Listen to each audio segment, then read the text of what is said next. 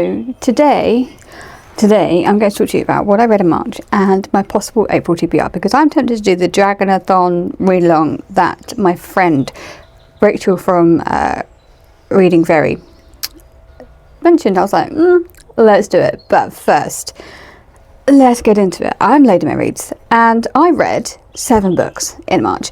Some of you may be thinking, oh, that's a decent enough number, and it is. It's totally fine, right? For me, it's a lot less.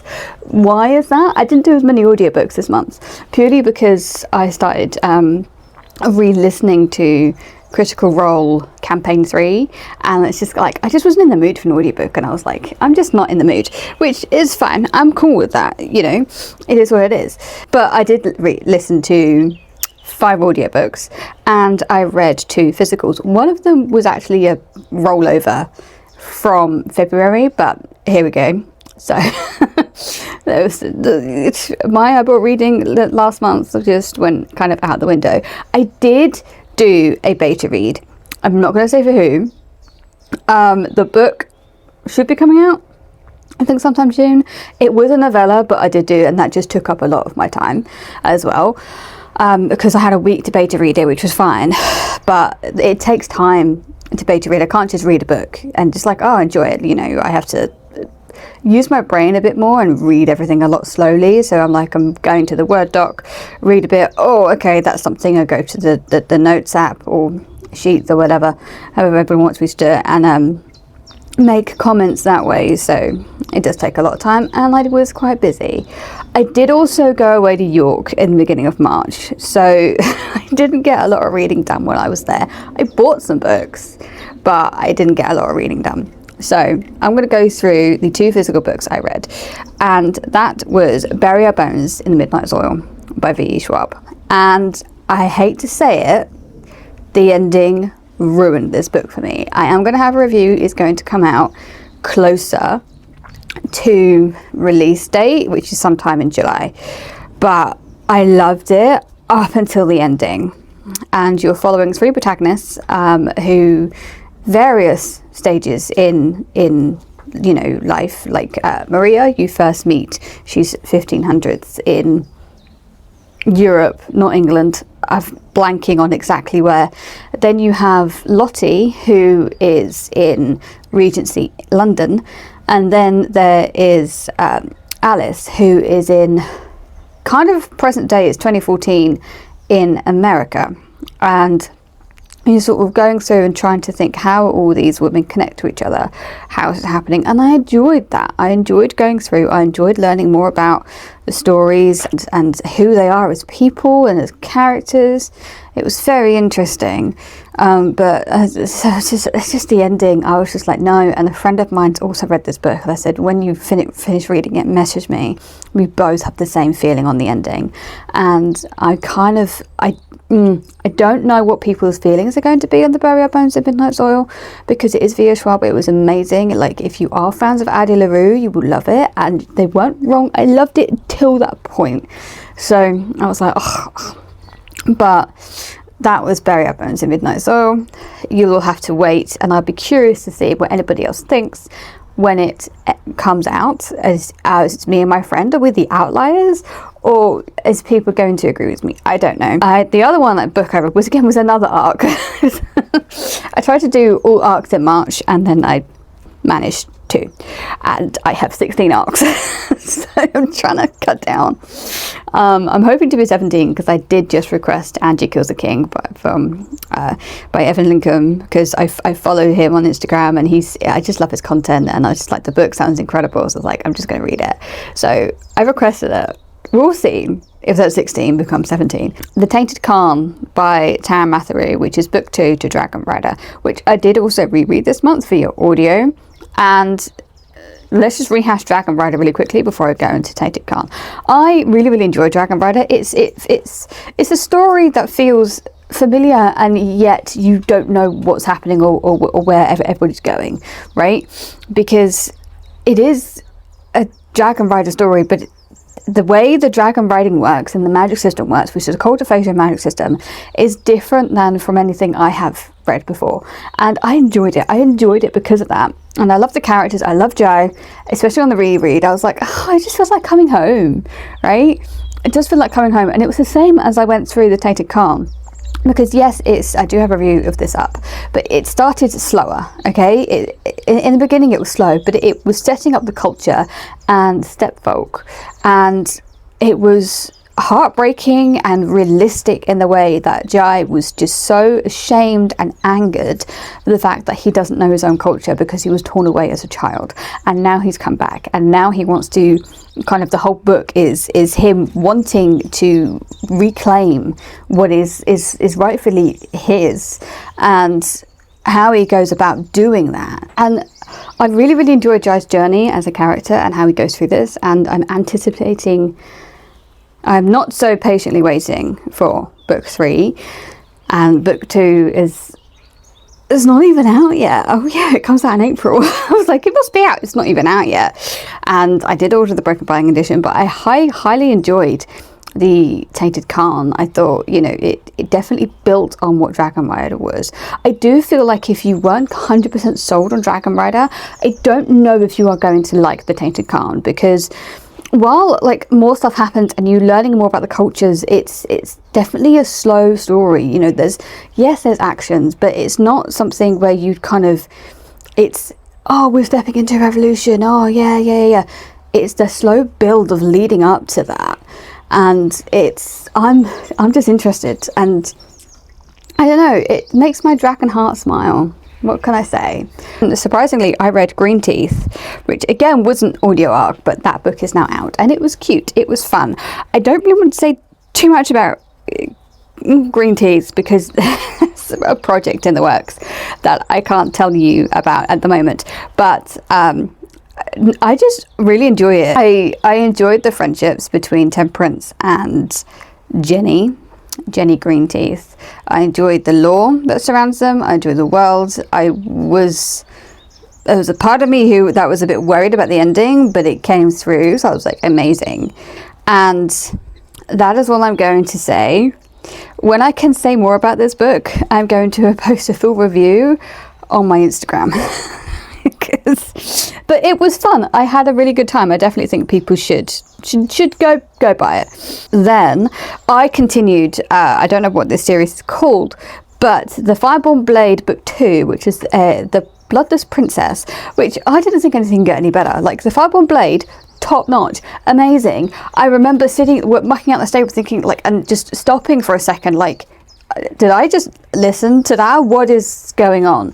And this book built on what the ending of the Fireborn Blade was. I'm going to try and keep it as vague as possible and try not to spoil either of the books, so if you haven't read them you can still hang around. The Fireborn Blade basically is where you have a female knight who's desperate to prove herself, decides to go and get the Fireborn Blade from the Deep in the Dragon's Den. But the trouble is, deep in the Dragon's Den there is the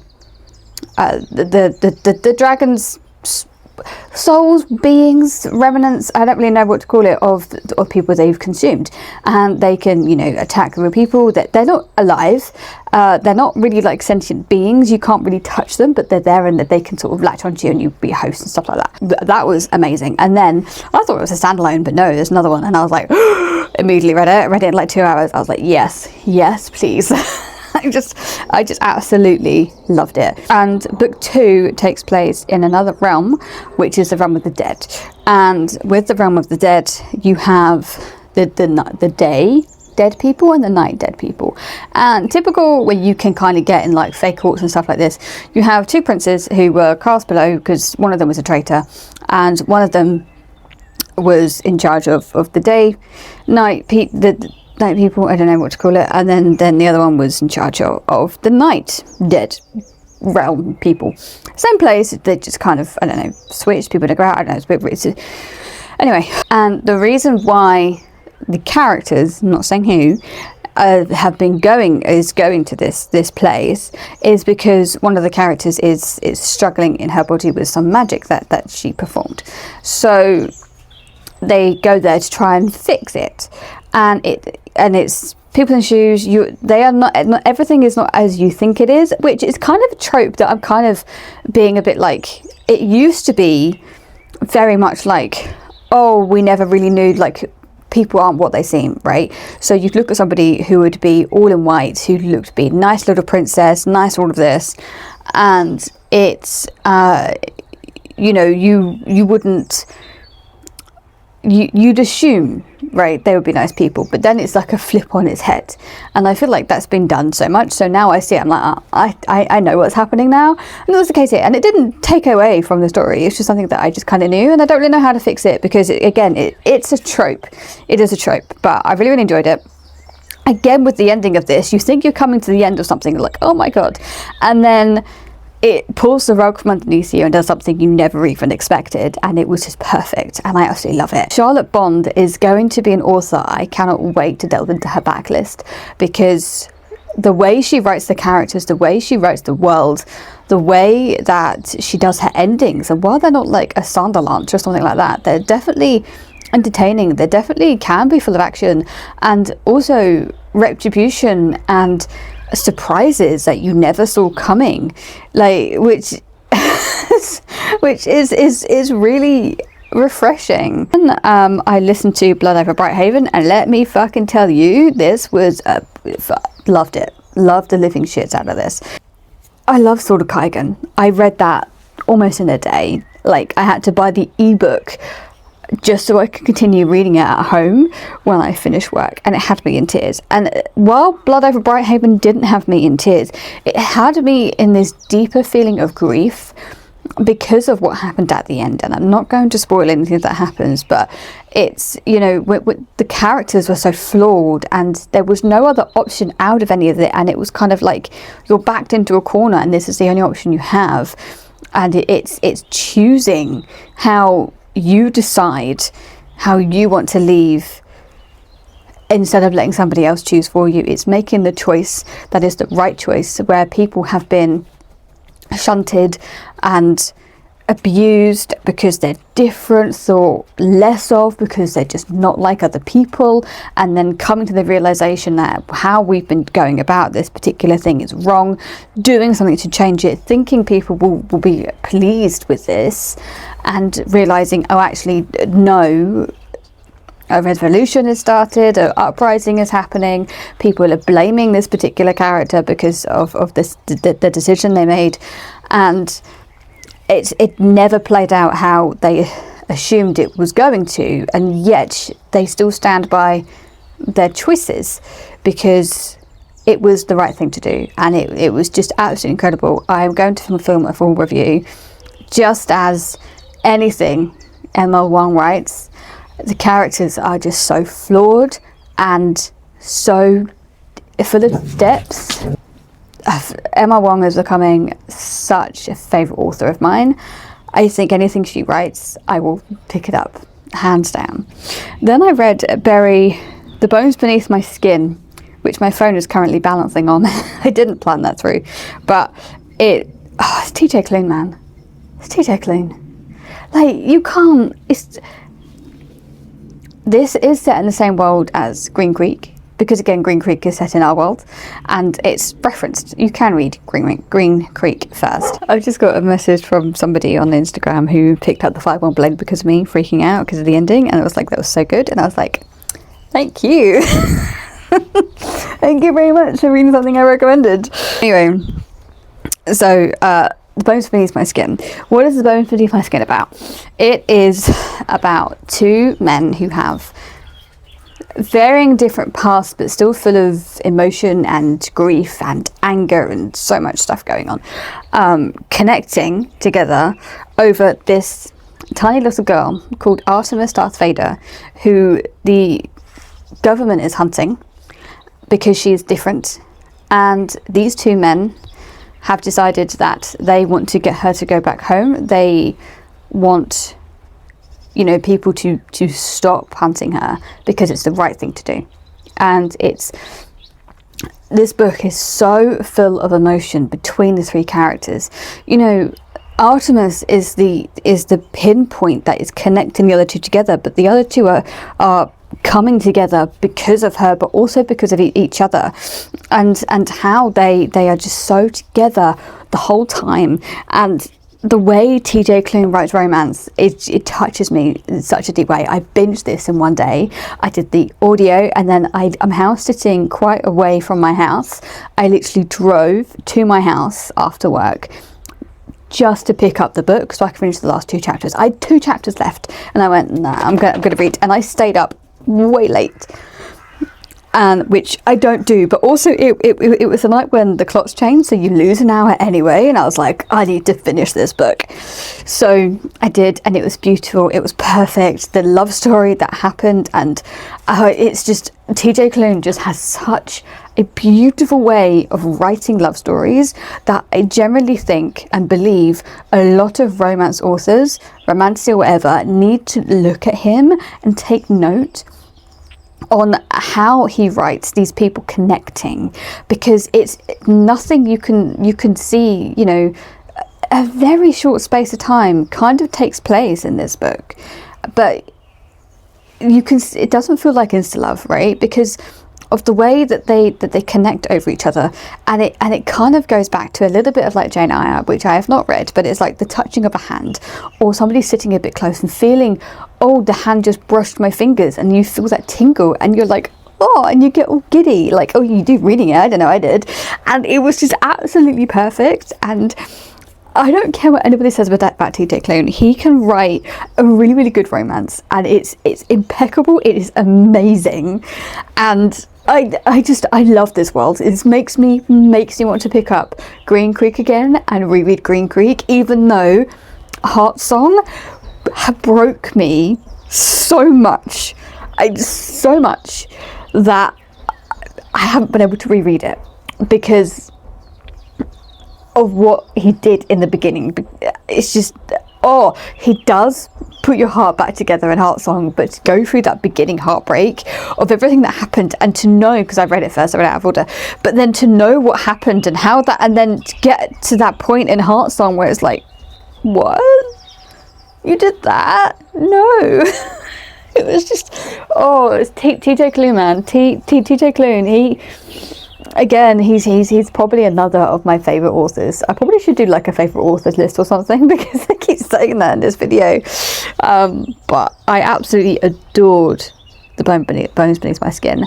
It's so full of emotion and so full of connection, and it's perfect. A review will be going up soon, and where you can hear about me gush it about it even more, because I can't stop talking about this book. I was just addicted. So those are the books I read in March. What is going to be my April TBR? Well, it is Draconathon. I'm probably saying that wrong. But basically, I'm going to link the creator I found. I think there's another creator. I might see if I can find her. I have to do a bit digging below, of who kind of, we just read dragon books for a month. And I think they do it twice a year. There's one in April, and I think there's one later on in the year. And I decided to do the one in April because who doesn't want to read more dragon books? So the books, you can do it to prompts, which I'll put a little thing up here, which is the prompts. But at the same time, I don't think I could be asked to prompts. I'm just reading it just for fun. I've started A Language of Dragons because of it, which is entertaining and it's fun. Okay, so that's on the TBR. The other one that I'm thinking that I'm sort of going on like some audio stuff and seeing what's available. There's Dragon's Bane by Barbara Hambly that, I don't know, is on BookBeat. I have no idea what it's about. Gog Magog, which I know they go through a dead dragon, so I'm like, that counts.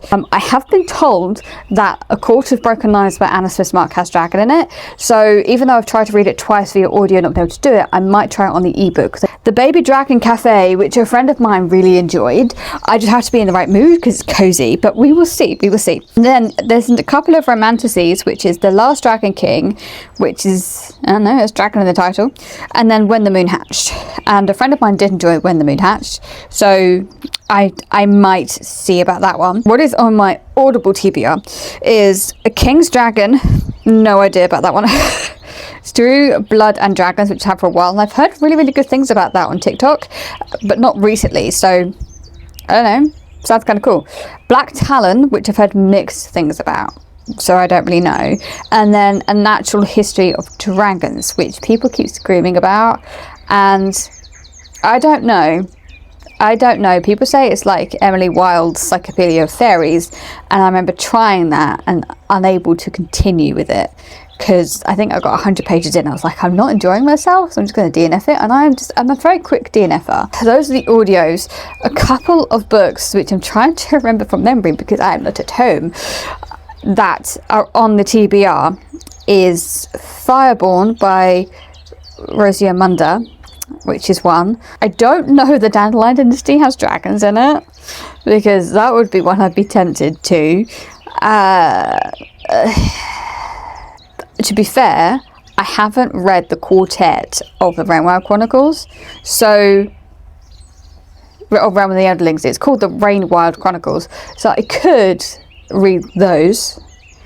And then I swear I had a couple of others. I mean, there is the Fires of Vengeance was book 2 to Rage of Dragons, but I wasn't a massive fan of Rage of Dragons, so I don't know if I want to put myself through that. I'm blanking on anything else. Oh my god, I can't think. I literally remember going through this and I had a lot at home and now I'm just blanking. I don't know if A Pirate's Life for Tea will count because I know book 1 had dragons. There is also the Dragon of Jin Seang, which is book 3 in the Chronicles of the Bitch Queen, which that's the last book I have to read for that series. There's also Murta, but at the same time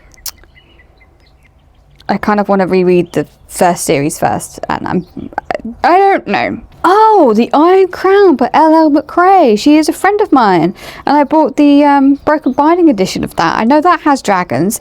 There is also Empire of Ashes by Anthony Ryan, but the thing with Empire of Ashes is that I have to reread the first 2 books before I get to that one, and I generally don't think I can physically reread a series like that just in next month because I am so busy. I'm getting really busy. It's mental, absolutely insane about how busy everything is getting. All I want to do is read. So yeah, I think that's everything I've got that I can kind of remember. Are you going to be participating in Draconathon? Let me know. I'm just reading dragon books for the month of April. I'm not going to stick to any of the prompts, just because I might not have any of them, and I just want it to be fun. I just want it to be fun. So we're going to see where that's going to go. But that is me for now, and I hope you enjoyed this. Let me know what you read in the month of March, and I'll see you in the next one.